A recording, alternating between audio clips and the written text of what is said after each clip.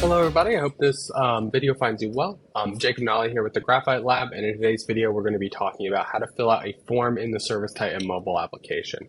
So I'm currently logged in and I'm dispatched and arrived to a job. You can see here over on the left hand side we'll have this Forms tab, and what I want to do is I want to fill out an after hours checklist form. So what I'm going to do is I'm going to come over here to the job, and I'm going to grab this after hours form. So you can see this here. I've gone ahead and gotten this after hours form that the office has filled out. So what we're going to do is I'm going to go ahead and review the form, fill it out. So is this after hours charge applied? So this is just confirming that I've done that work.